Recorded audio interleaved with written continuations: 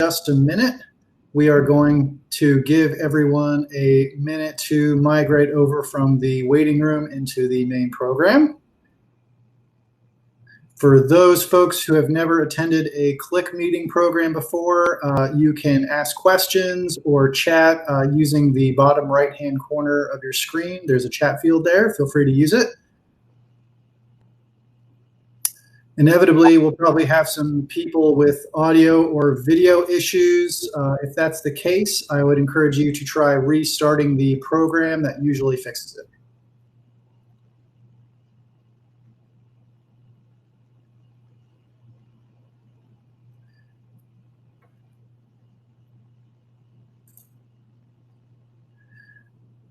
All right, and with that, we will go ahead and get started. Welcome to this week's installment of our Florida Talks at Home series. My name is Alex Buell, and I'm the Public Programs Coordinator for Florida Humanities. Normally, Florida Humanities works with cultural partners across the state to put on programming like this in person, but obviously that can't happen right now. Our goal is to make this virtual series a weekly event until we can physically begin convening people once again. At the end of tonight's presentation, we have a short survey. Before signing off, we would greatly appreciate it if you took a moment to fill it out. If you have any questions for the speaker, please type them in the chat field at the bottom right-hand corner of your screen, and we'll also have a Q&A session at the end. Tonight's topic is a disturbing one, and one that we scheduled well before the recent tragedy in Minneapolis. However, the killing of George Floyd demonstrates that this topic is not an abstract study of some bygone era, and the fight to end racial violence and inequality is as relevant today as it was in 1965 when Dr. Martin Luther King marched in Selma. Hopefully, we can all learn from the mistakes of our past and move forward towards a more kind and just future in this country. With that, I would like to welcome Dr. Tameka Hobbs, who is Associate Provost of Academic Affairs at Florida Memorial University.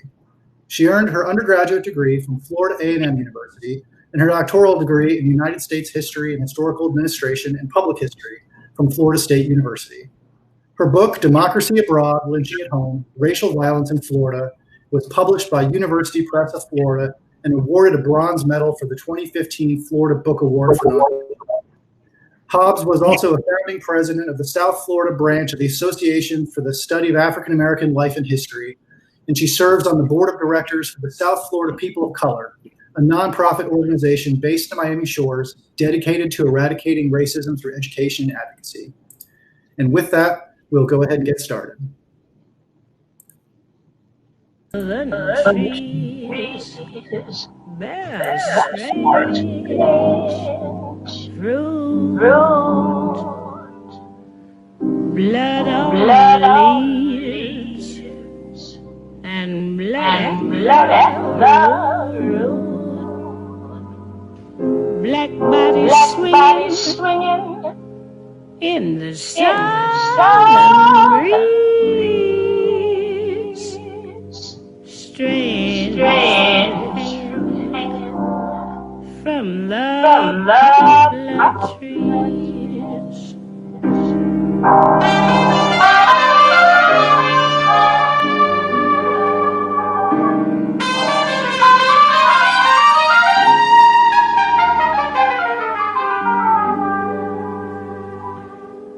Pastoral scene of the galley south, the bulging eyes and the twisted mouth, scent of magnolia, sweet and fresh. Then the sudden smell of burning flesh. Here's a fruit for the crows to pluck, for the rain together, for the wind to suck, for the sun to rot, for the tree to to drop.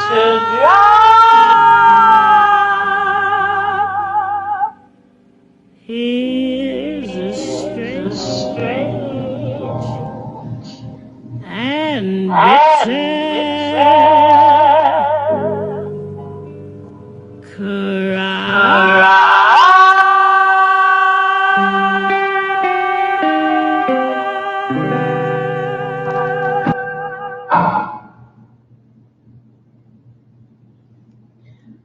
Thank you, Alex, for the technical assistance for the introduction. I want to say good evening to everyone. It is my pleasure to be here with you this evening to discuss what is a very heavy topic during a very, very difficult time, to understate it, in our nation. I would like to begin by thanking the Florida Humanities Council for everything they do to promote the humanities throughout the state of Florida, for putting on the Speakers Bureau, and in the midst of our need to shelter at home during the COVID-19 pandemic, their ability to take these programs virtually. And it is really a wonderful thing to be a part of and to take advantage of. I wanted to start by playing that song. Many of you are probably familiar with it. It was made famous by jazz vocalist Billie Holiday. And she sang it in the 1930s as a way to use her art to draw attention to the circumstances that African Americans were having to deal with during her lifetime. And that, of course, was the form of anti-Black violence, racial violence, that we know as lynching. And I think it's a really important starting point for us. It is the inspiration for the title of my talk, Strange Fruit in Florida. And what we're going to do during our time together is to explore what lynching violence, anti-Black violence in the state of Florida has looked like. And so if you listen to the words in that song where she references the magnolia trees, she could have very easily have replaced that with orange trees or pine trees or oak trees to bring us to the locale of the state of Florida. And it's important to talk about this in the context of Florida's history, because we have a reputation as the Sunshine State. There's a focus on our beaches. When people think of Florida, they think of leisure. But the reality is that for Blacks living in the state of Florida, during times past, especially, there was not a lot to love about this state in terms of the scourge of racial violence that existed here. And I hope to be able to enlighten you and to share more about that particular aspect of the state's history. When we talk about the conversation in the public square around lynching and racial violence, nothing in the past few years has done more to advance that conversation than the work of the Equal Justice Initiative. And when they opened in April of 2018, two sites. One was the National Memorial for Peace and Justice, along with the Legacy Museum. That really moved this conversation in a very positive direction. I have pictures here of those two sites. And it's very important because we finally now have a place in this nation, in Montgomery, where people can go to not only learn more, explore more about this trajectory between enslavement and mass incarceration, but begin to really exhume and to embrace this painful legacy we have around lynching. And when we talk about lynching violence, it is one area in particular in our nation's conscience where there is a very real divide between what we understand that is segregated by the color line, if you will. African Americans are very clear, tend to be very clear about the legacy of racial violence in this country, especially as it concerns lynching. But I find very often that whites have little idea or don't really embrace or understand the full depths of the practice. And so what you see with EJI is an attempt to get at this. And when they talk about racial injustice, they describe it as a shadow that is cast over our nation. And I'll read a quote from their literature. And they say, this shadow cannot be lifted until we shine the light of truth on the destructive violence that shaped our nation, traumatized people of color, and compromised our commitment to the rule of law and to equal justice. A history of racial injustice must be acknowledged, and mass atrocities and abuse must be recognized and remembered before society can recover from mass violence. Public commemoration plays a significant role in prompting community-wide reconciliation. And in that last line, when we talk about confrontation and reconciliation, that is really one of the motivations for me as an educator and the work that I do with many groups, but especially the South Florida people of color, is to engage, because it's only when we have a common understanding of our past that we can begin to move forward and attempt to build a better future, primarily by deconstructing some of the elements of systemic racism that exist in the past. In part because of the work of EJI and the way that they have centered the conversations around lynching, we've also seen movement in our nation's legislature. In December of 2019, Kamala Harris, among other senators, advanced and were able to push through the Senate an anti-lynching bill that was actually paired with a similar bill, the Emmett Till Racial Violence Act, in the House this past February. And after nearly 100 years of many attempts by the NAACP and other groups to have a federal anti-lynching law, we actually, in 2020, are on the verge of having one. And that's really important for us to recognize when we look at how long it's taken for this nation to try to address it. I want to go back, however, to the conversation around the difference in our understanding of what's happened. When we talk about the legacy of racial violence and lynching, part of what we understand can inform our present reality. And I'm speaking here of the protests that are taking place in cities across our nation. And those were, in fact, due to a series of killings. Most recently, the murder of Ahmaud Arbery in Brunswick, Georgia, the shooting and killing of Breonna Taylor in Louisville, Kentucky, as she was sleeping in her home when police there executed a no-knock raid. And most recently, the murder of George Floyd in Minneapolis, Minnesota. But there are some common elements to this that I'll mention here and I'll come back to. And that is the vigilante aspect, that you have individuals in the community who would take upon themselves the right to police, to stop, to confront, and in these cases, shoot and kill African Americans. And we saw that in the case of Trayvon Martin, when he was pursued by George Zimmerman, when he was on his way home from the store.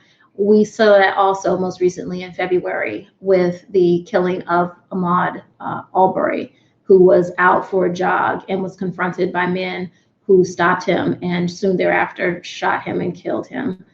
So it's elements of these activities that we want to explore, because it really echoes from the past, things that we have seen when we talk about the accusations that can, criminalizations really is what I'm speaking of, criminalization of young Black men in this country that results in their unjustified murders. And so we'll come back to some of that as we move forward. I want to talk a little bit about my book. It was mentioned in the introduction. It is Democracy Abroad, Lynching at Home, Racial Violence in Florida, published by the University Press of Florida. And in the introduction to this book, I pinpoint an incident that in my mind really crystallized the reality of this racialized, segregated, historical knowledge that are kind of holed up in our various communities. I start that introduction by talking about an event that occurred in May of 2003 in Belle Glade, Florida. And it occurred one day when a woman by the name of Bernice Golden came to her mother's house and found the body of her son, Ferreris Ray Golden, hanging from a tree in her mother's front yard.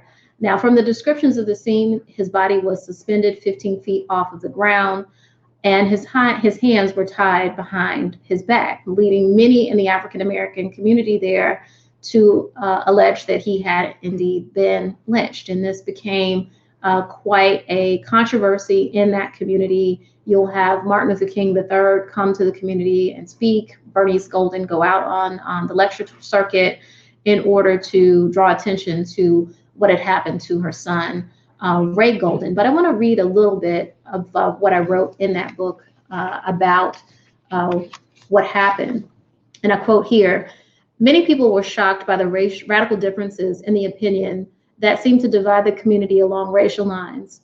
Any person familiar with the history of race relations in the United States, however, would not have been surprised.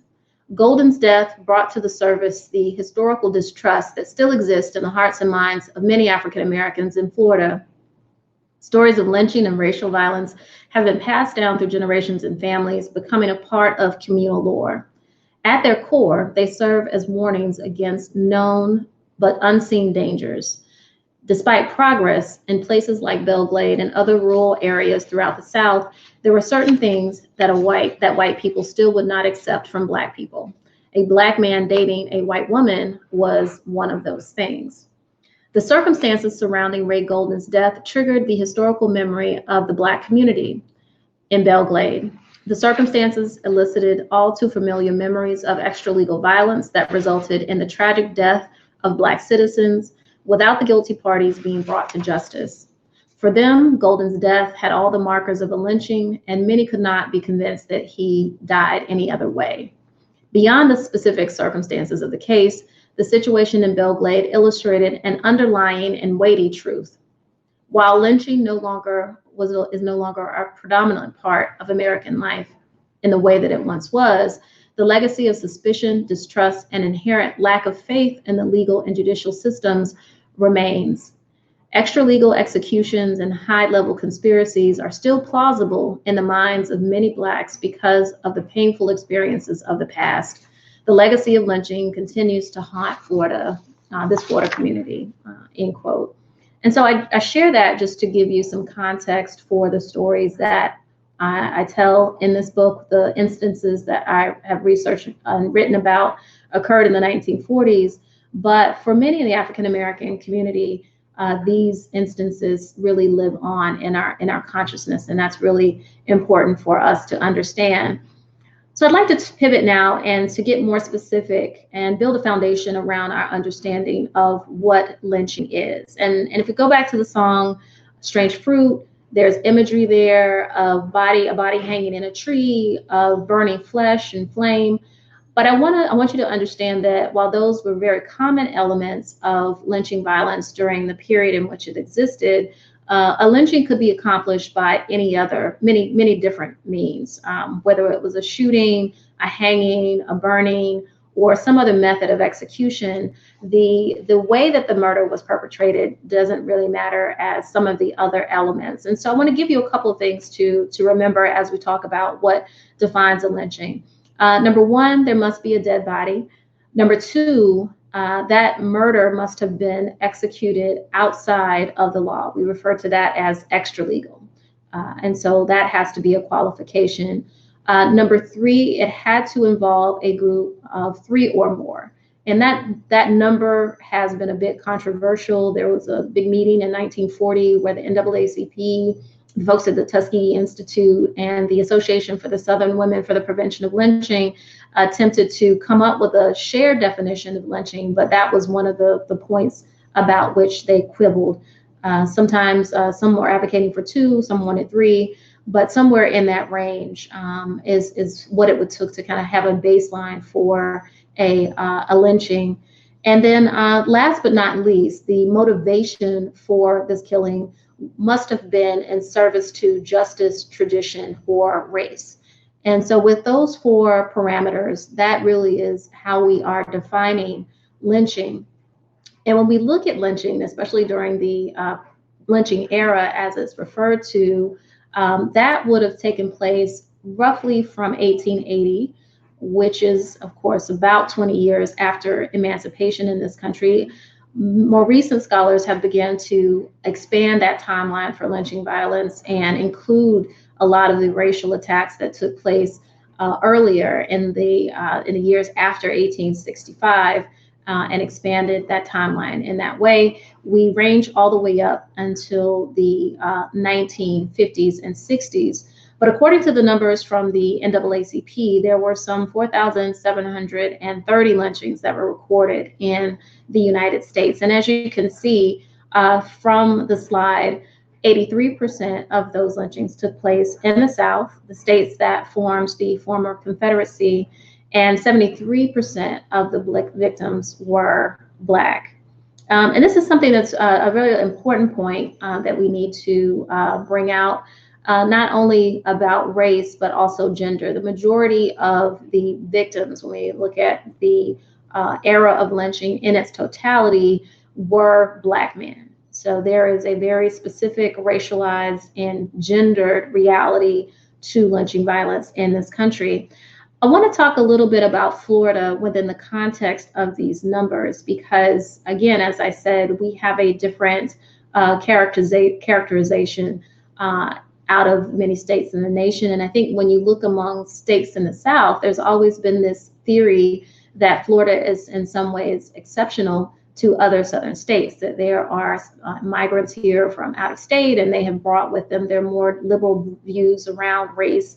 And that has meant a less deadly, a less contentious existence around race in the state of Florida. But the numbers bear a different story, especially when we examine the phenomena of lynching. And the reality is, if we take these numbers and break them down per capita over this time period, African Americans living in the state of Florida had the highest likelihood of being lynched of any group in the United States. And that is really significant when we talk about impact.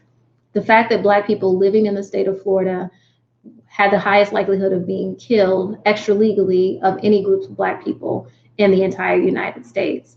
And when you understand the motivation, when you understand not only the desire to remove African Americans as a political threat, but paired with the Florida economy and the continuous need for cheap available labor, that also undergirds some of the reality that we see in these numbers.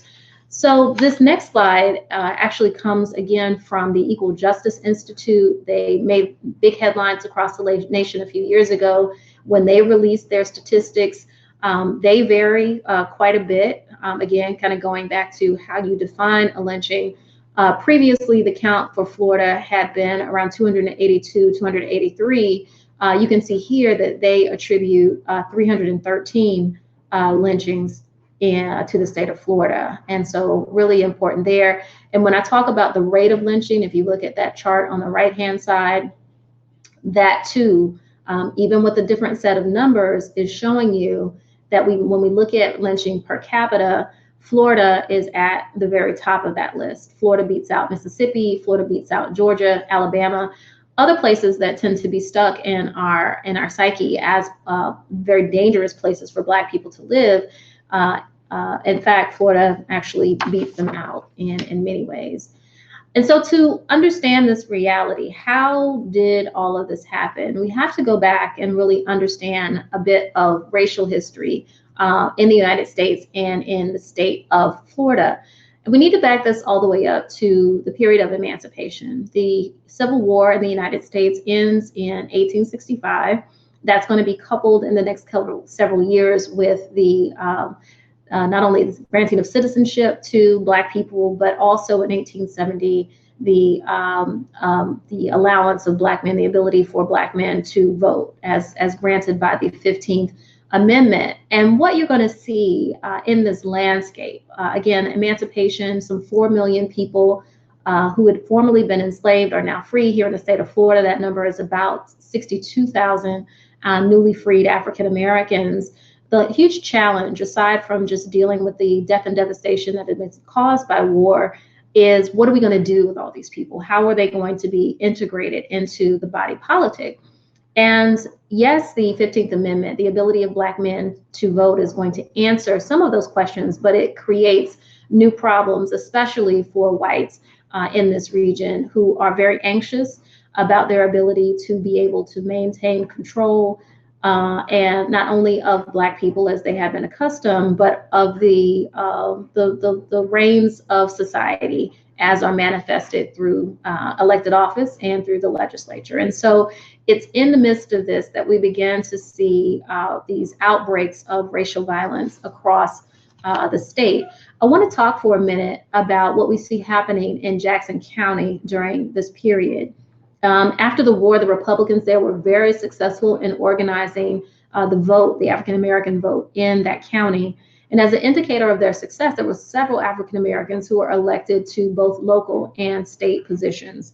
To illustrate, between 1868 and 1872, there were 2 African Americans who served as voter registrars. There was 1 African American who serves as tax collector, 1 who serves as treasurer, 7 who were elected to the county commission, 7 who served as justices of the peace, 2 as constables, and 5 city councilmen. It's quite impressive because I think for many people with just a general knowledge of Black history, we tend to focus on what happens after the passage of the Voting Rights Act in 1965. Many people forget some of the daylight that African Americans were beginning to experience during the period of Reconstruction. We even had 1 African American, in that same period, you'll have 5 Black men who were elected to the Florida House of Representatives. And you have 1 Black man, Washington Pope, who served in the Florida Senate.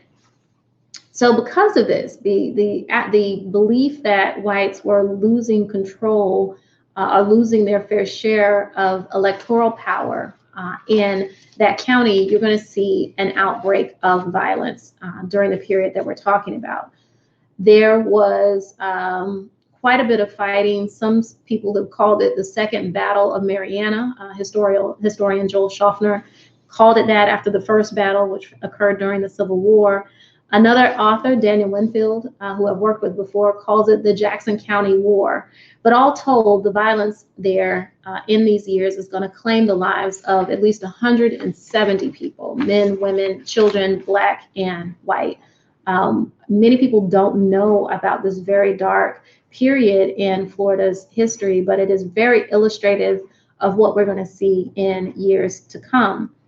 So when you have these massive numbers of African Americans not only being able to vote, but able to run for office, very quickly you're going to have whites in the state of Florida begin to organize to figure out how they could curtail Black political power in the state. And they're able to do that most effectively through the 1889 Constitution, which really is going to put a damper on a lot of this progress that we have seen.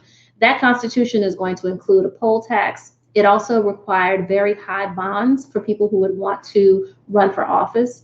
That's very strategic because when you look at these group of people who are just a few years out of bondage, they're not going to have the resources to pay a poll tax or to pay bonds in order to seek office. Aside from that, knowing that many African Americans struggled with illiteracy, they are also going to put in place things like a multiple voting box that you have to be able to read in order to cast your ballot because they know illiteracy was really high among that population. And they're also going to give extraordinary powers to local voter registrars, allowing them broad powers to interpret who is eligible to vote and who isn't eligible to vote. And so that will be a really important piece. Aside from the political angle, the other thing that we'll see, you heard me speak a moment ago about the economic motivation behind all of this. You'll also see that being codified into the Florida government, the Florida legislature. They're going to establish a pretty massive convict leasing system. They create in 1917 a prison farm, as well as a convict road force. At its height, it was bringing in something like $18 million revenue into the state. As pointed out by Vivian Miller in his book, Hard Labor and Hard Time, here in South Florida, the 175-mile stretch of the Tamiami Trail was built by prison labor between the years of 1923 and 1929. And the conditions that Mr. Miller described in his book are absolutely horrendous when you consider them. these men, these convict workers, as they labored on this trail, were transported, held, and housed in steel cages. They were routinely overworked. They were subject to vector-borne diseases, and they were exposed to animals and the elements, and also underfed. And we're going to see this type of exploitation, even though we see it here specifically for the construction of a road, that is going to repeat itself over and over and over again. Aside from this, there is also an economic motivation. You see that the whites are very concerned with making sure they control the movements of African Americans, that they control their economy.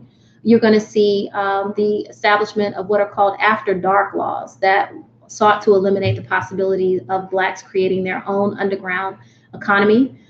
They were coupled with laws like anti-enticement laws. It was illegal for an employer to try to encourage a laborer to leave a place where he may have been sharecropping, for example. Later, when you see northern industry begin to look south and try to recruit Black laborers, again, these anti-enticement laws are going to come into play, which is decidedly un-American. When you think about mobility and the ability to move from state to state or place to place in order to improve one's economic plight, these laws, these anti-enticement laws, prevented Black people from being able to leave the South and travel north to fulfill their hopes and dreams. And so that's an aspect of structural racism that is often overlooked in our history. It's also during this time that you see laws that deal with segregation, with the bans of interracial marriage. All of that is a part of this Jim Crow legislation that's going to be pushed through the system during this period of time. And so when I think about these things, when you put them all together, they make this really interesting triad. At the one hand, you have economic motivation, then you have legislative innovation, the creation of laws to support these outcomes. And then as a huge part of that, you're going to have implementation by law enforcement. So if you add those things together, economic motivation to make sure that you have a healthy supply of cheap, affordable labor that happen to be Black, the power to construct the laws in such a way to facilitate that population. And then lastly, your foot soldiers, law enforcement, who are going to go about the business of enforcing these laws. You have the conditions that created that really defined segregated life for African Americans during this period in time. At the pinnacle of those intersections is lynching. Add to it the denigration of Black life, the exploitation of Black life. If they couldn't control you, if they couldn't commodify you, death was something that was definitely a part of the equation. And so it's really important for us to understand that. I want to just take a quick look through some of the instances that we will see crop up in the state of Florida during this period of time. I have on this slide that's up now a scene from Tampa, Florida in September of 1910. And what's interesting, if you can zoom in on the detail here, is that these are whites. And that's really important for us to understand. Even though African American men were the primary targets of lynching violence, understand that anyone who had outsider status could be eligible for this type of treatment. And what we see happening in Tampa is that we have some communist socialist activists who made the wrong people angry, and they were taken out and lynched. And so you have that image that remains from that very violent incident.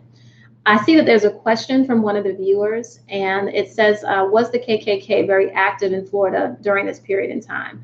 Absolutely, yes. The Klan was very active here, very active throughout the South. They are founded in 1868, and we'll see their numbers grow until the 1870s and 1880s, where there's action at the federal level to really tamp down their reign of terror throughout the South.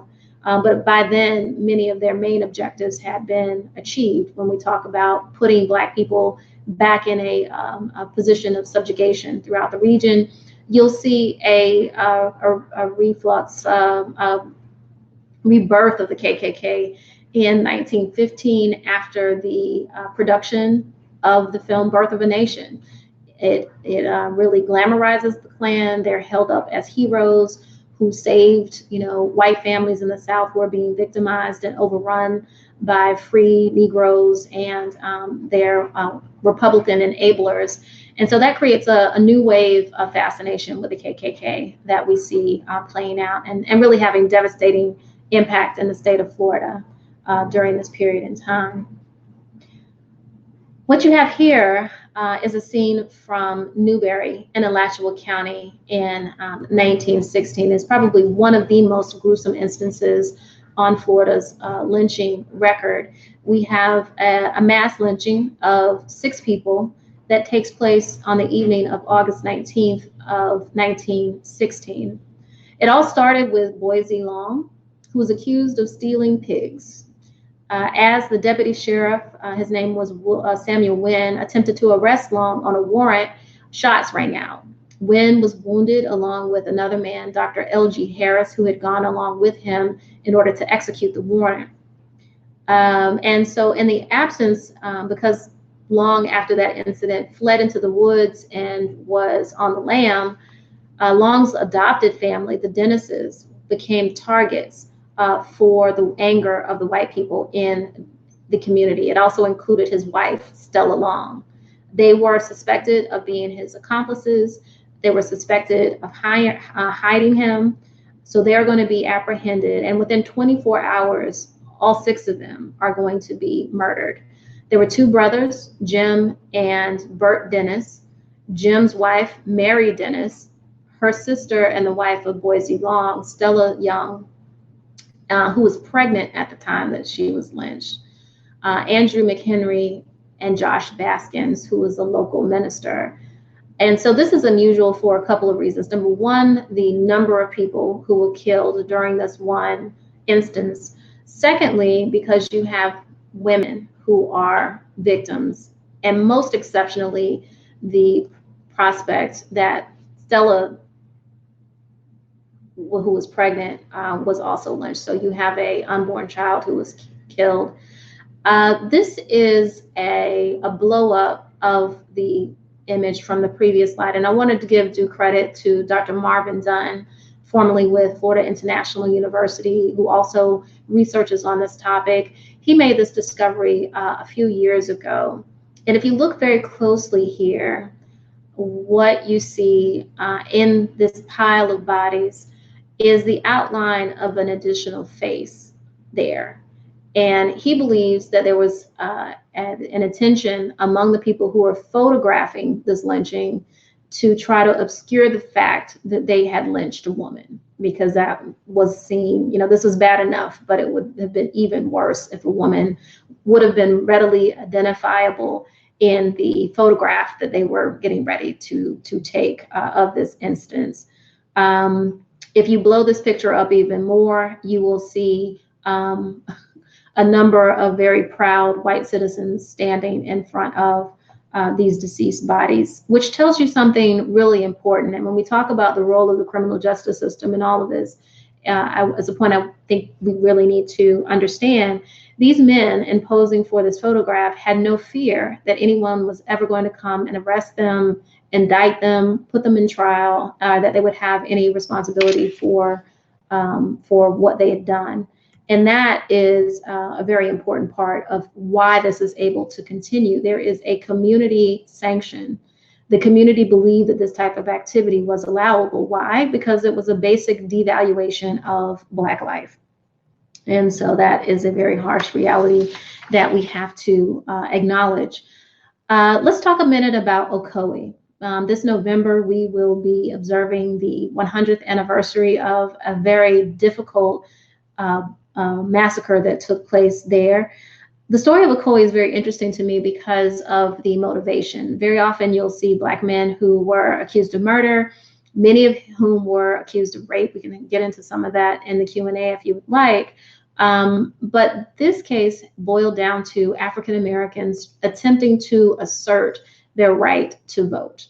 And this was a very critical election. It was the first election since the passage of the 19th Amendment, which meant a wave of African American women were expected to come to the polls to cast their votes. That was a real threat to the white power structure throughout the South, but in particular throughout the state of Florida. The Klan, leading up to the election of 1920, was very active throughout the state. You see there some of the words on the placards that were popping up, both in Ocoee and Miami, on Jacksonville, Daytona, in this KKK-led campaign to try to dissuade Black people from attempting to vote. Beware, the Ku Klux Klan is alive again, and every Negro who approaches a polling place next Tuesday will be a marked man. This is a white man's country, boys. Save your own life next Tuesday. In defiance of these warnings, there were African American veterans who attempted to vote during the election in Ocoee and were rebuffed. That resulted in violence. That violence resulted, number one, in the lynching of July Perry, whose image you see here, but ultimately in the decimation of the Black section of the town of Ocoee. From the official record, we know that there were 5 Blacks and 2 whites who were killed in this melee. But the larger fact, and the one that really illuminates the nature of this violence and the breadth of it, is that when the census was taken before this incident, there were 500 Blacks who were listed as residents of Ocoee. After this incident, there are none. There aren't any Black residents in Ocoee for the next several decades. Not until the 1980s and 90s do we see a substantial African American population in that town again. So we have a loss of an entire Black township. This happens in Florida. This past weekend, we just observed the 99th anniversary of the Tulsa riot, where you have whites who come into an African American community after armed Black men attempted to prevent the lynching of another Black man, Dick Rowland, who had been accused of bumping into a white woman or something more nefarious. The Black men attempted to prevent his lynching, and in return, over 30 blocks of a Black neighborhood were destroyed. That included churches, homes, businesses, what have you, mass destruction. Another incident that we can point to where we see wide-scale devastation, many of us in the state know about Rosewood. In January of 1923, Fannie Taylor alleges that she was attacked by a Black man. That, of course, we know is false, that she was involved in an illicit affair with another white man. But after he beat her, she knew that she would have a very difficult time explaining her bruises, and decided to make up a story that a Black man had attempted to rape her or had raped her. This resulted in the attack on an all-Black township known as Rosewood. For the record, we know that 8 people lost their lives, 6 Blacks and 2 whites, but there's an estimate that as many as 700 people were ultimately forced to flee, or that they were also killed in this outbreak of violence. So yes, some of the focus that I'm talking about is dealing with lynching, but understand that this is something that is much broader in scope as well. Moving forward to 1934, this is one of the most gruesome instances of lynching that we see taking place in the state. It is the murder of Claude Neal. He'd been accused of the rape and murder of a white woman by the name of Lola Kennedy. And there was an effort to protect his life. They knew that because of the nature of the crime against him, that there was a really high chance that he would be kidnapped from jail and murdered. So the law enforcement in Marianna spirited him away to Pensacola. When that proved not to be safe, they took him up to Brewster, Alabama. But the crowd pursued them. They were able to abduct Claude Neal from the jail in Brewster, Alabama, and brought him back to Marianna. And while the trip was taking place, there were advertisements that were put on the radio to let residents in that kind of tri-state area that bordered Florida, Alabama, and Georgia, that there would be a lynching at the Kennedy farm in Marianna when they got back. And as a result of that, as a result of those announcements, again, no fear that there would be intervention on the part of law enforcement, thousands of people descended on that town and not only were able to observe or participate in the lynching. They strung up his bloody body, as you can see here. He was brutally murdered, castrated, stabbed. His body hung in the public square. The crowd, not satisfied, allowed their wrath to spill over to the African American community nearby, and there was also violence that took place there. Down in South Florida, closer to where I am now, this happened the following year in 1935. Ruben Stacey was accused by a white woman by the name of Marion Jones of frightening her. And as a result, he was pursued, arrested, kidnapped from law enforcement, strung up, and hung. Here we have yet another photograph of people posing with a murdered person. If we zoom in a little closer, we see that there are many small children, small girls who were a witness to what had happened.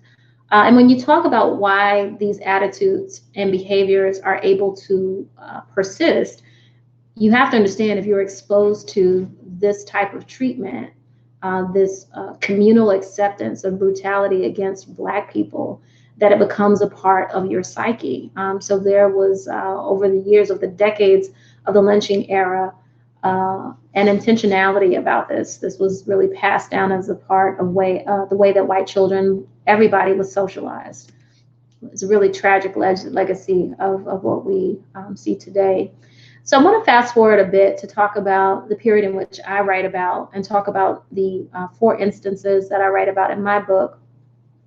Because as we pivot from the 1930s into the 1940s, there's a lot happening across the nation, in the world, in the state, that is having some impact. Of course, we're coming out, they're dealing with the Great Depression. We're on the cusp of going into World War II. There's a lot of shifting grounds. And what that translated to here in the state of Florida, a state that is, its economy is really driven by agriculture during this period of time, is anxiety around the New Deal specifically. And we witnessed during the Roosevelt years, as he's implementing the New Deal, while some Southern leaders are really fans of what we see coming out of the administration, there is a concerted effort by Southern legislators to make sure that the economic benefits, the protections for laborers that are coming down through the National Labor Relations Acts, for example, other acts like the Works Progressive Administration, the Civilian Conservation Corps, that these initiatives don't disrupt the economic framework that existed in states like Florida. Again, you don't want to allow African Americans to benefit, for example, from a federal a minimum wage, or to be able to have retirement savings, because that would impact the ability of white Southerners, white Floridians, to control and exploit, more specifically, this labor force. And I think for me, that's one of the many reasons why we see a continuation of racial violence in Florida, even very late into what we call the lynching era. The murder of Arthur Williams, who you see depicted here on this slide, was the only recorded lynching to take place in the nation in 1941, and it played out here in the state of Florida, this time in Quincy, which is located in Gadsden County. The case of Arthur Williams is quite unique in that he goes down in the history books as being lynched twice. He was accused of of a robbery of a white family, and while in the progress of that robbery, it was alleged that he attempted to rape a 12-year-old white girl. And so he's going to be apprehended, taken to jail. He's kidnapped from jail, and his kidnappers make an attempt on his life. They string him up next to the railroad tracks, thinking that he's going to be hung. They shoot him for good measure. But as they flee the scene, they fail to realize that one of the bullets had grazed the rope and had allowed Arthur Williams to fall to the ground, where he still was fighting for his life. He's going to end up being taken to his family's home, where he tells them what had happened to him. He implicates the sheriff in what had his abduction and his attempted lynching. For that reason, the family is going to hide him. And even when the sheriff comes to investigate the situation, now that his dead body has not been located and Arthur Williams is missing, he's looking for him. The family members pretend that they don't know where he is. They go as far as to participate in a search party looking for Arthur Williams. They persist in that for a little bit, but when it becomes clear that his medical needs are critical, they do let the authorities know where he is in hopes that they will take him for medical treatment. And there is an attempt. The only regional hospital that would admit and treat African Americans was about 20 miles away in Tallahassee, housed at Florida Agricultural Mechanical College then. And so the people on the scene that night devised a plan to transport Arthur Williams from Quincy to Tallahassee.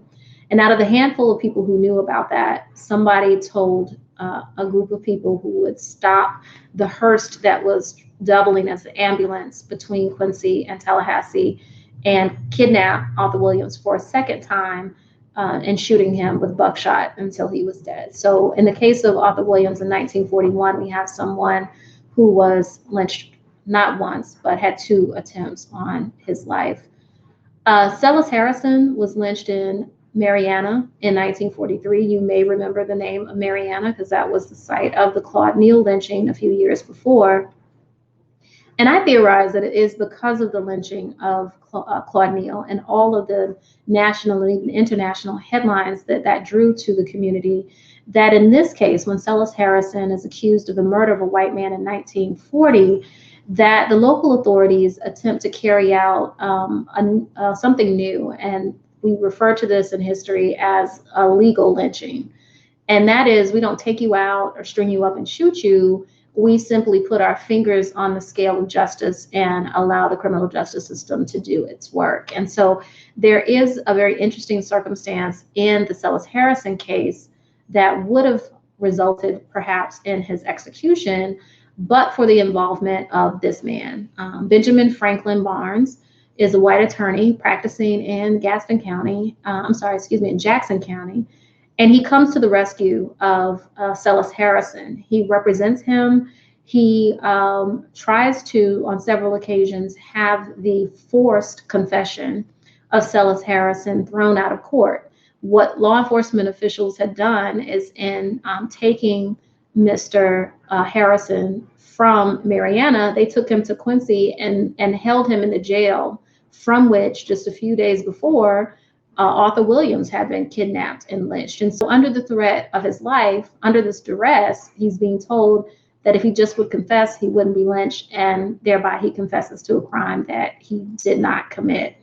And so Barnes, as his attorney, is going to attempt to have that thrown out. His appeals make it to the Florida Supreme Court, and they prove successful. But unfortunately for Celis Harrison, his victory in the Florida Supreme Court only made those who would kill him that much more determined, and he's going to be kidnapped from jail and lynched.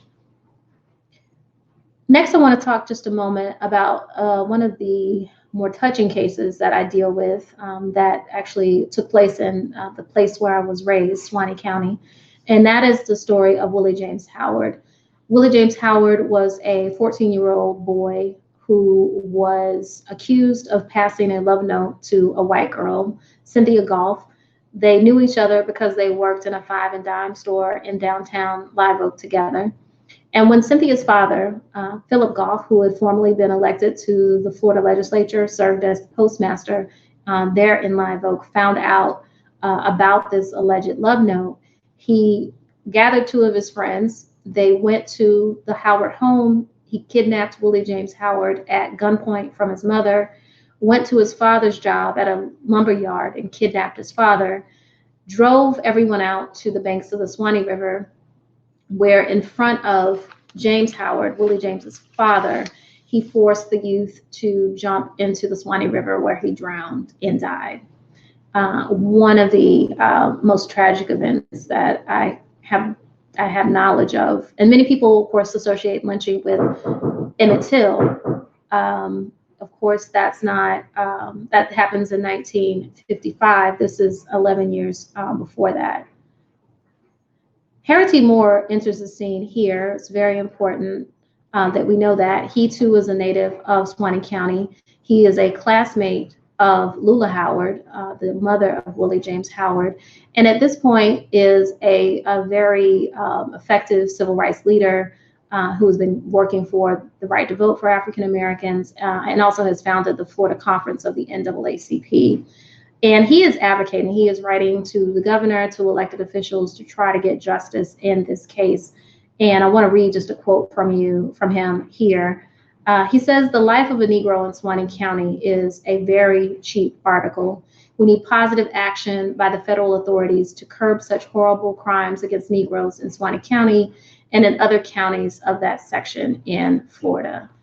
So here we have him really attempting to work towards justice in the state. Another quote from Harry T. Moore, speaking to the need for continued engagement.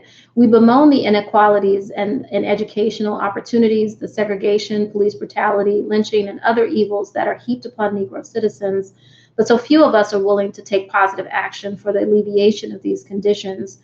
If we are to receive proper respect from those who govern us, we must exercise some voice in their election." I like this quote because it really does connect the right to vote and the willingness to engage in long-term political campaigns to the alleviation of some of the scourges of police violence and abuse by law enforcement that we see taking place during this period in time.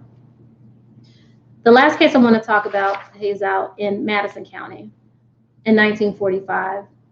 The picture that you see here was published for the first time in my book. I received it from members of Jesse James Payne's family, who now live in Detroit, which is an interesting story in and of itself. But in 1945, Jesse Payne had been accused of the attempted rape of a 5-year-old girl by his landlord, D.H. Goodman, who he worked for in Madison County. That was a complete fabrication. In reality, these two men, Goodman and Payne, had had a disagreement. Payne had asked for an advance to buy medicine for his daughter. Goodman refused. Payne made a quip back that he threatened Goodman, saying that he knew that he was taking advantage of some of the subsidies on his farm and that he could tell the authorities and get Goodman in big trouble. And it was that confrontation that angered Goodman to the point that he is going to kidnap Payne, attempt to kill him. His gun misfires, allowing Payne to flee. While he's on the lam, he makes up the story about the rape of his daughter, the attempted rape of his daughter. Why did he do that? He knew that this allegation of rape by a Black man against a white girl, in this case, would inflame the community to the point that they would help him carry out his ultimate aim, which was to end the life of Jesse Payne. And that is exactly what ends up happening in this case. Again, of the 4 instances that I researched, there is no recourse. The murderers are never publicly identified, although all of the evidence existed to solve these crimes. But there was no motivation on the part of those in charge to make that happen.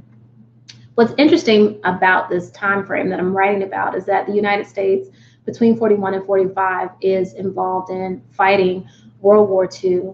And it was an opportunity for African Americans to put their fight for justice on the international scene, which was a tactic that had been attempted in previous generations.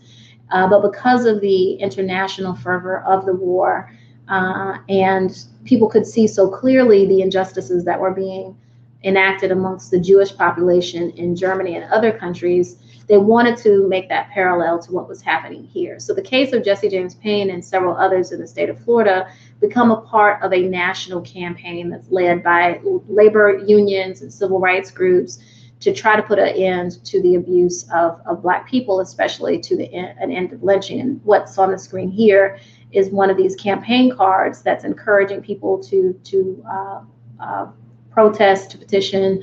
They didn't have Twitter back then, so they were asking people to send a telegram to their local elected officials, their federal elected officials, to register their desire for a change in the country. The international fight for rights also comes up again and is connected to Florida this time, and I'm really abbreviating because I want to allow time for questions and answers. It happens this time after the assassination of Harry T. Moore, the same Harry T. Moore that I referenced as an anti-lynching activist, because of his continued work and advocacy for voting rights and civil rights for African Americans, was targeted by the KKK, and a bomb was detonated under his house Christmas night, 1951, and killed him within a few hours, killed his wife within 9 days. And this case is going to be documented in a petition that is sent to the newly formed United Nations as a part of a document entitled "We Charge Genocide," which was an attempt by activists in the United States to further their case for better treatment on the international landscape. And so this is kind of the story of what's happening. This cartoon I wanted to share on the left-hand side is entitled "Hitler is Here." And if we're trying to really understand the parallels that are being made between what's happening internationally and the fight for democracy abroad and the inability of African Americans to achieve a semblance of protection here at home, this image really brings that point and drives it home. You see an African American man being driven through, murdered, and he's on the end of a bayonet. And if you read closely, what's on the bayonet is Southern fascism. And this was an attempt by the press, the Black press in this country, to use whatever rhetorical devices were at their hand to help draw attention to the need for protections for African Americans here in this country. This cartoon was printed first in the Amsterdam News, also in the Pittsburgh Courier, in the months immediately after the lynching of Celis Harrison. So the inspiration for this cartoon actually came from one of the instances that I wrote about and is depicted on the cover of my book, Democracy Abroad, Lynching at Home. And I want to conclude here with another quote by Harry T. Moore, shortly before he was murdered in 1951. And it is important for us today, as important for us today as it was when he penned these words. And what Harry T. Moore leaves to us is this: that freedom is not free. If we want our complete emancipation, we must be willing to pay the price. And so with that, I'll conclude my discussion, and I will welcome any questions you may have.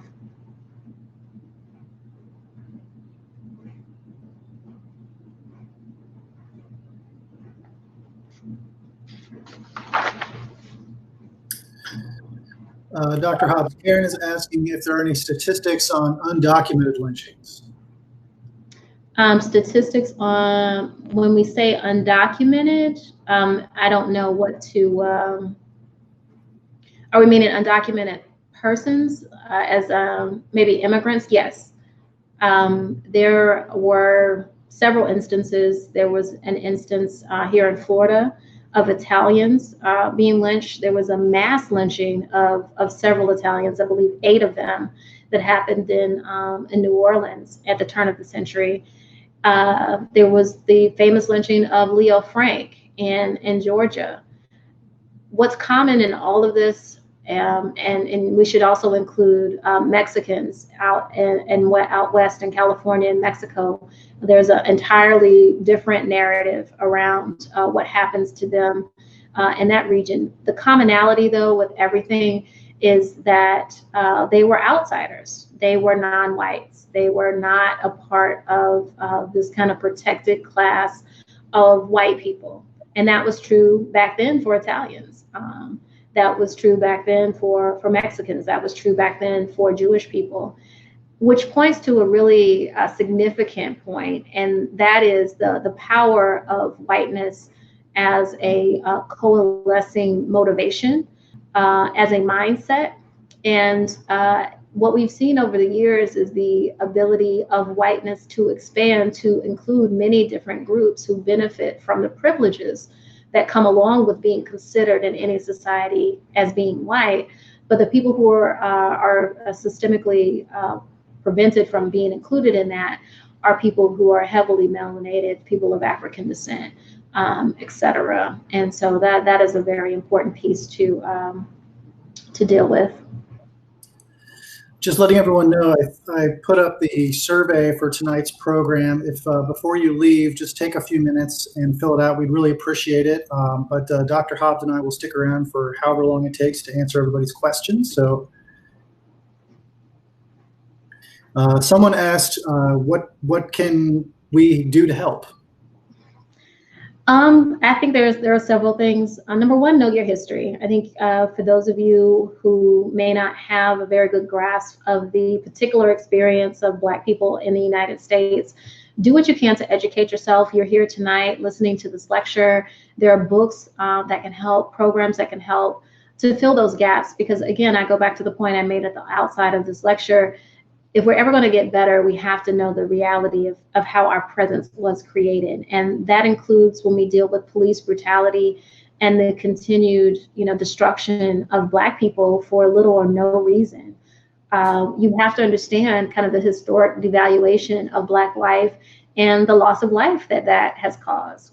When you want to understand the wealth inequality in this country, you need to understand redlining. You need to understand the laws that were put into place that systemically prevented Black people from being able to exercise one of the most basic tenets of the American dream, which is to buy the home that they wanted and use that as a foundation for their family's wealth. And so you have to interrogate that.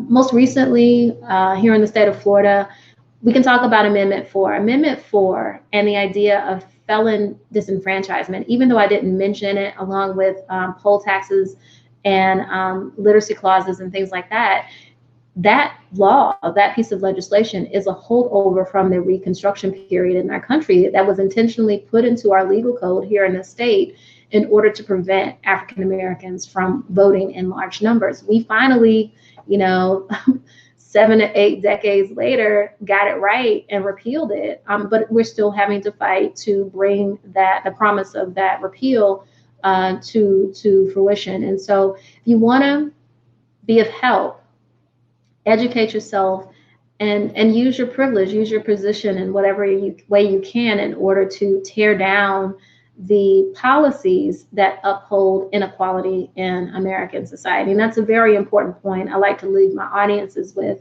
is that when we tend to think about racism, we think about hurt feelings and bad names and people in white hoods. Racism is really about policy and things that exist that perpetuate advantages for one group while continuing to subject other groups of people. And until we have a common understanding of what we need to fight, we can't effectively mobilize to fight it. And so for me, that's where the work remains, even today. Someone asked if this presentation will be made available through Florida Humanities. The answer to that is yes. Sometime tomorrow, we'll have this up on our website as well as our Facebook page. And Dr. Hobbs has given us permission to make it available for a week. So beginning probably tomorrow afternoon, you can find it. We're archiving all of these on our website as well as on our Facebook page. So check back there. Someone asked, how would you consider the best way to build mutual trust and understanding in the classroom? As a white man and an authority figure, as a teacher, what advice would you give to building positive relationships with students of color? Okay. I can't think of the quip. I think it's students don't care what you know until they know you care. So it's important for you to demonstrate and earn the trust. I think for anyone, trust has to be earned. And so earning trust in the classroom means acknowledging them, making sure that they are visible, communicating that you understand where they're coming from, that you understand something about the history of their collective experience. all of those things are tend to be very helpful. What you're referring to, whether it's in the classroom or outside of the classroom, sounds a lot like what we describe as allyship.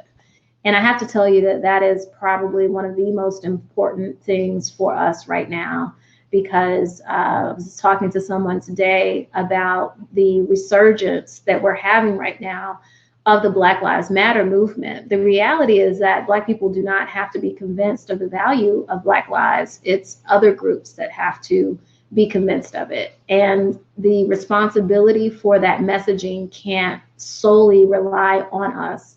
There has to be other voices from those groups who help to echo that message. And it has been true of any liberation movement, successful liberation movement that we've seen in the United States, going back to abolition of slavery, going back to the civil rights movement. There has to be a mass movement that includes white allies to help us move the needle. And so more than anything, I think the call of the time that we're in right now is for allies who are willing to be bold, forceful in their acknowledgement of the travesties that keep being perpetrated against people of color and the need for those things to change. Someone asked where they can get a copy of your book. My book is available from the University Press of Florida. You can order from their website. It's available at Amazon and some fine retailers, but probably the easiest way to get it is from Amazon. Someone asked, is EJI still doing the program where sites are identified and memorialized where lynchings have occurred? Yes, they are. And I haven't been directly involved with a number of them here in the state, but I know that there are groups who have formed in Tallahassee, in Jacksonville, here in South Florida, who are working to bring those historic markers to the counties in which these lynching incidents took place. And so anyone who is interested can reach directly out to EJI and find out how to get in line with that process, because the way that the Memorial for Peace and Justice is established is that there are markers for every county in the United States where a lynching took place. There's one that is hanging on display as you walk through the memorial, but there are a second set that are waiting to be reclaimed by the counties. And those become symbols of reconciliation that you can bring to your town or county. And so I think that it is a really powerful statement, and that opportunity is available to you. I didn't see any other questions, but it's possible I missed them. A bunch of people were chiming in, so feel free to, if I didn't read your question, please repost it because I might have missed it. And I want to say a bit about Ida B. Wells. I saw somebody mention her in the chat. She is one of my idols, and you know, the descriptions of her are very interesting. They said that she was 5 feet tall with a pillbox hat on, so very short. But this feisty woman led the effort to shine a light on racial injustice. She was lynching in particular. She was threatened with lynching herself, but she took her campaign international. And just a few weeks ago, it was announced that the Pulitzer Committee was giving her a special commendation nearly 90 years after her death. And so when we talk about all of this activity recently, it's very positive in some ways, but the fact that it's coming so long after, you know, it would have been helpful when we talk about federal anti-lynching law, when we talk about a recognition of a woman, an investigative journalist who really put her life on the line. It's way too little, way too late.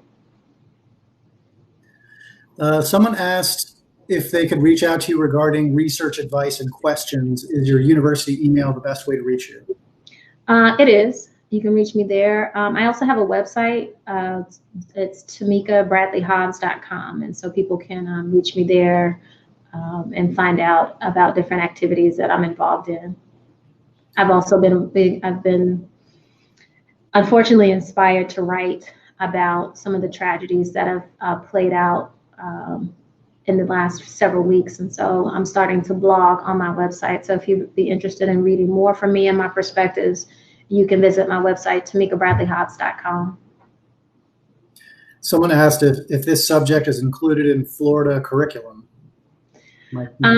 So there is back in the 90s, a group of legislators here in the state of Florida, African-American legislators, pushed through and created something called the African-American History Task Force. And part of their mandate is that African-American history is supposed to be included in the curriculum throughout the state, all 67 counties. I had a privilege for a short while to serve on that task force and was surprised to learn that out of the 67 counties, only 8 counties in the state had achieved full integration of African-American history into their curriculum. And so the answer, frankly, is no. I think that there has been some progress when I think about the education I received as a public school student here in the state of Florida, between some of what I see now. But by and large, you're not going to find very thorough treatments of Black history in the mainstream curriculum. It is still something, even as a parent of two African-American boys, I have to do a lot of work outside of what they get at school to make sure that they have a broad knowledge of the Black experience. And something as unsavory as lynching and racial violence is a hot potato that not many people want to deal with. If you're an educator in the classroom and you explore lynching, you can fully expect to get complaints from students and parents. And so it's still one of those areas where there's a lot of work and yet a lot of resistance too. Someone asked if you could expound upon the immunity of aggressors. They said they're thinking back on the crowd of white people posing around the 7 victims of the lynching and how the murderers of Arbery are clearly not afraid of being prosecuted for their crimes. Yeah. And I think that for me, it's really hard being a historian on lynching and living through this moment in time, because you see so much of this tragic past being reflected in our present reality. And what you see, though, are these threads that continue. There's a lot of things that have changed in our society, but one of the things that persist is this, and it is tied to what I referenced previously when we talk about the mindset of whiteness, and part of that is the feeling that one's whiteness has imbued you with the ability, with the innate right to attempt to control and dictate where Black people can and cannot be. And that is a holdover from centuries, going back to some of the first policing agencies that we see on these shores that manifested as slave patrollers. When you look at the phenomena of slave patrols, these were not all people who owned slaves themselves. Many of them were poor white people. And when you think about why would you take this time out of your life to participate in the control of property of which you don't benefit, number one, they lived in a system where they, even if they were poor, they could aspire to achieve a level of wealth where they could own another slave. But the other more important part is that being a member of this controlling class gave them an ego boost. There was, and it really just fortified the value of being white in our society, because whether we're talking, the 1680s or today, part of the privilege of whiteness is, for some people, their superiority to Black people. And if you carry that to the full out extent, as we saw, again, in the 2 troubling cases that I'll think of, most recently, Ahmaud Arbery, and then before that, Trayvon Martin, where you don't have officers of the law. State-sanctioned violence is a problem all into itself. But in these 2 cases, Martin and Arbery, you have white vigilantes who have empowered themselves to execute the law. And it is troubling, it is anxiety-inducing, it is infuriating Number one, that people walk around with that type of attitude, but number two, it allows them to carry out acts of violence that end up causing the death of Black folk. But number three, the very real reality that they won't be prosecuted. It took a great deal of mobilization to even have an investigation and arrest of George Zimmerman. I was there. I went to Sanford, Florida, to be a part of that protest. Similarly, when you look at what happened in the Arbery case, as someone famously pointed out on social media, that the McMichaels were not arrested because the prosecuting officials saw the tape. They were arrested because the rest of the world saw the tape. And that also flows into something else that is another very dangerous thread that connects both the present and the past, and that is the ability of law enforcement to co-sign, to facilitate, to excuse acts of real violence against Black and brown people in this country. When you have prosecutors who behave in the way that George Barnhill did in Georgia, when you look at what happened with Trayvon Martin, when you look at some of these other cases, there are people within the system, sheriffs, police officers, prosecutors, district attorneys, who unfortunately, in my opinion, are subject to racial bias that puts the fingers on the scale of justice. And that is a very painful reality. I know for me personally, when I see these instances taking place, it's traumatic for me. I mourn it with sadness, but it's not just for the death in the moment. It is an anticipation of the disappointment to come, because more than likely there won't be anything that looks like justice that comes along along with the prosecution of those cases. And so there are some very, very painful threats. Again, it's important, though, to study history so that we can identify the problem and the patterns in order to address them in the future. It's really important to have implicit bias training for everyone involved in the criminal legal system, from police to judges in this country, to understand how their opinions can impact the outcomes for people of color in this system. Someone asked, what strategies do African Americans use to resist this kind of violence? As a mother of two African American young men, I am struggling with that question myself, and it's fraught because so much of what we hear is if you had just complied, right? In so many of these instances, especially of police violence, you have the very unfortunate practice of blaming the victims for their own death, and that's not freedom, and that's not liberty, to be expected to comply and compose yourself as a person who is automatically beholden, to whites and other people who would seek to exercise authority against them. I have conversations with my sons just about being smart and how to survive encounters with police, about how to be mindful of their circumstances in other scenarios.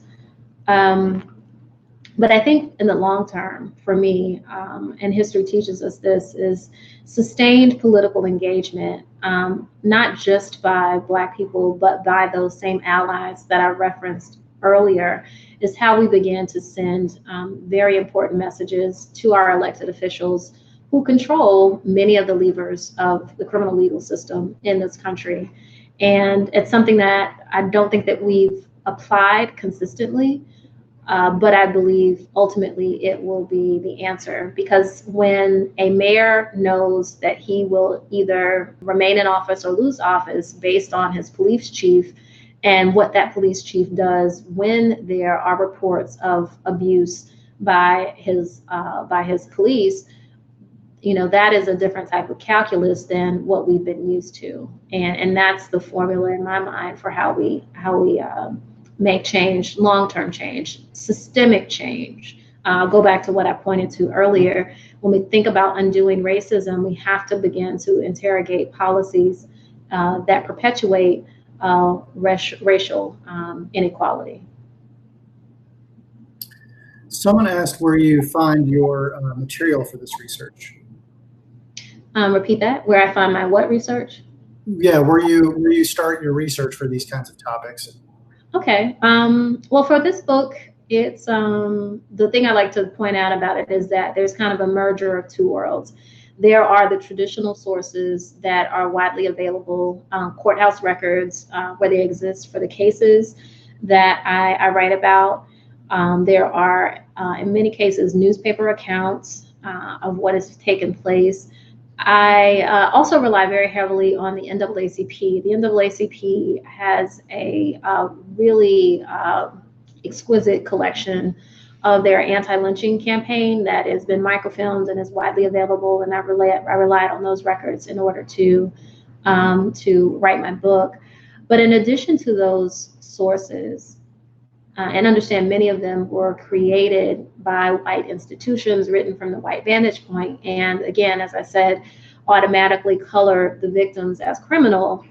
I had the privilege of conducting a series of oral history interviews. I believe a total of 29 are referenced in my book, in order to capture the perspective of African Americans and what they knew.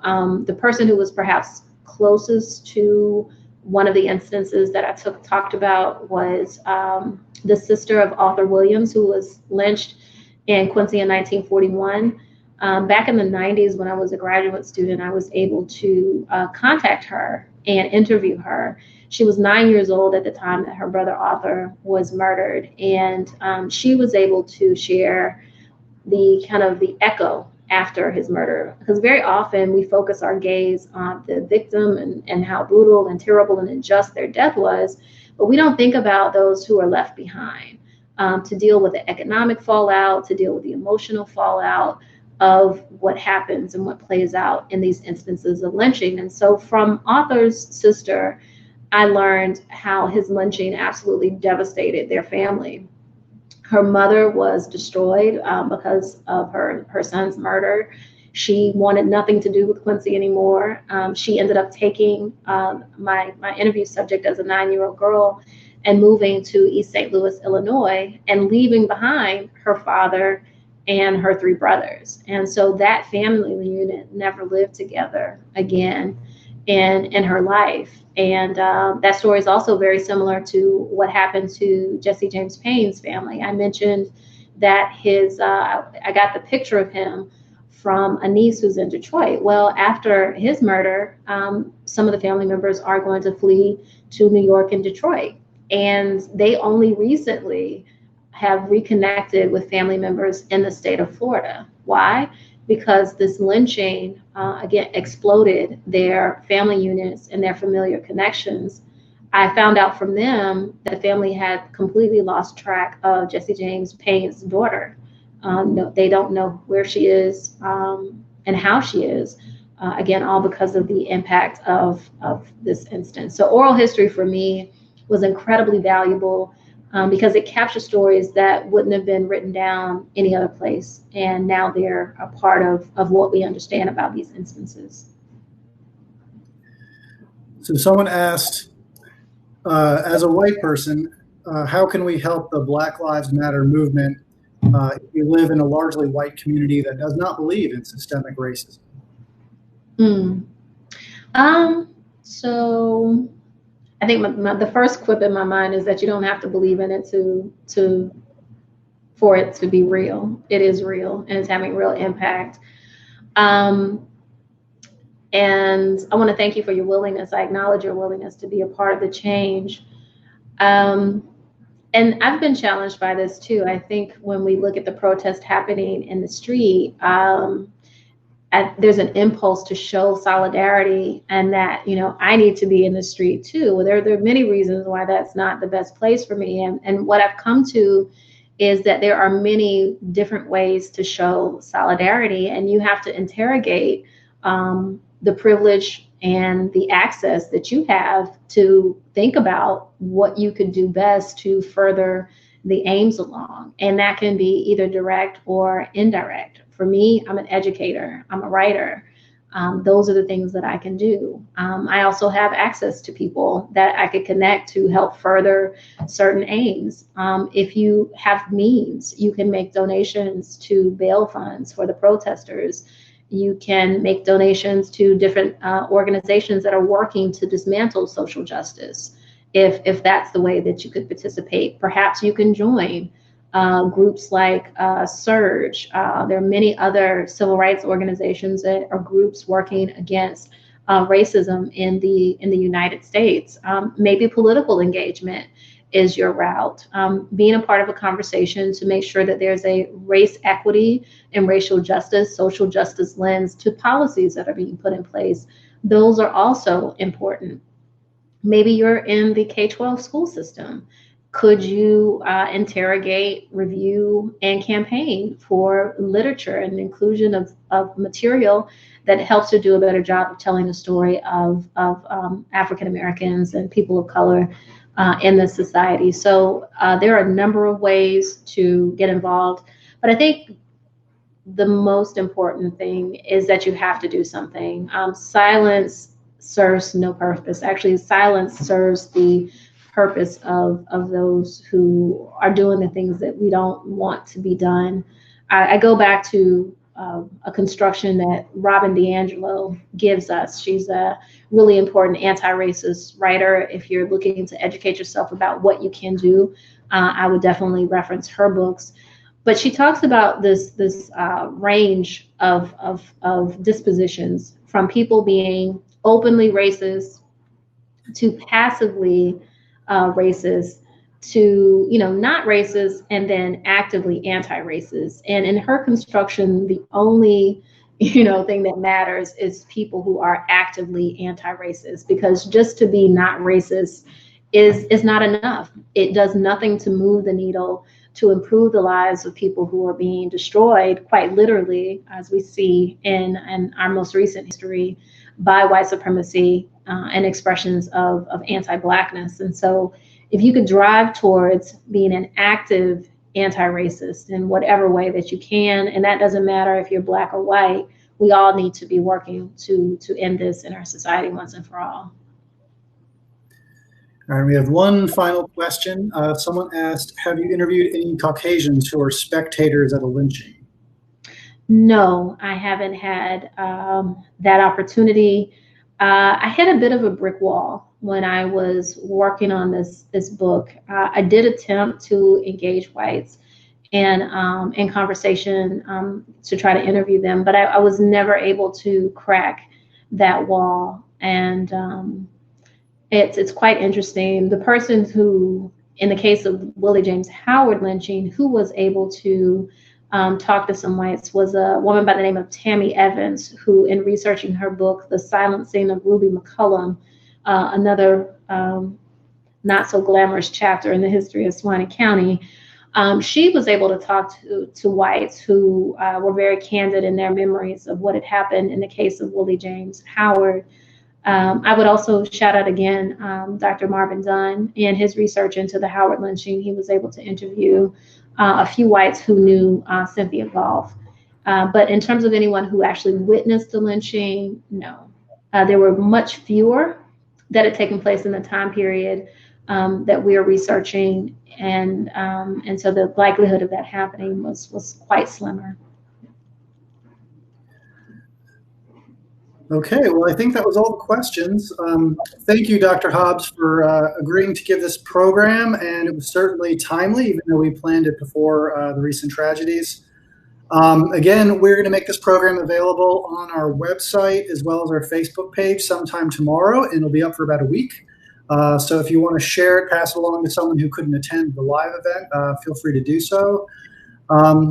We hope to see you next week. We're going to learn about the African roots of Southern cooking, and have a great rest of your evening. Thank you again, Dr. Hobbs. Thank you. Be well, everyone.